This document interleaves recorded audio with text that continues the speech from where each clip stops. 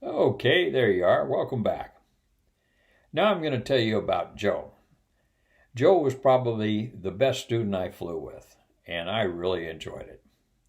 I met Joe not on the flight line, but on the softball field. Our squadron was playing his flight, T-37 student flight, in intramural softball. And it was late in the evening, probably around 5:30, 6 o'clock. And we'd all had a couple beers, and the game was going well. Don, our section commander, was at bat, and he drilled a blistering line drive into right field. I waved him around first base as the first base coach. He was heading into second on his way to third when Joe stuck his foot out and tripped him. Not a bright move, Joe.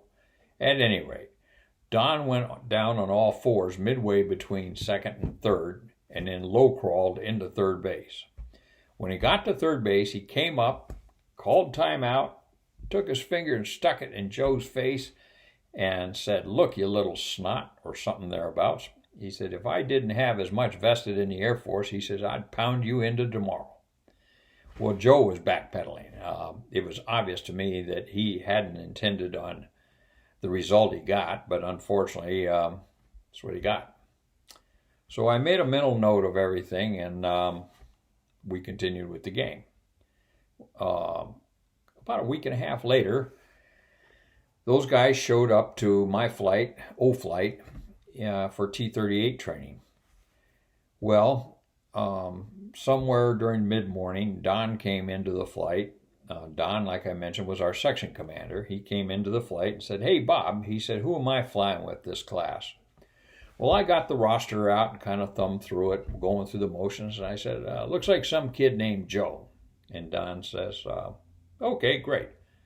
So he went around into the flight room through the normal entrance, and I went over to the flight commander's entrance into the flight room and just kind of propped up against the door because I wanted to watch all this. I thought this is going to be a good show.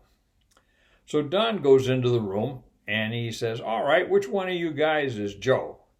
Well, Joe was sitting with his back to the entrance, and he said, "That would be me, sir." And in one fluid moment, he stood up, turned, saw Don, and said, "Oh, crap," or something thereabouts. And Don looked over at me and he says, "Real cute, Holliker, real cute." At any rate, Don was a commensurate professional and flew with Joe. They actually became good friends, and Joe later told me how much he enjoyed flying with Don in spite of it all. And I think maybe I made a good call on that.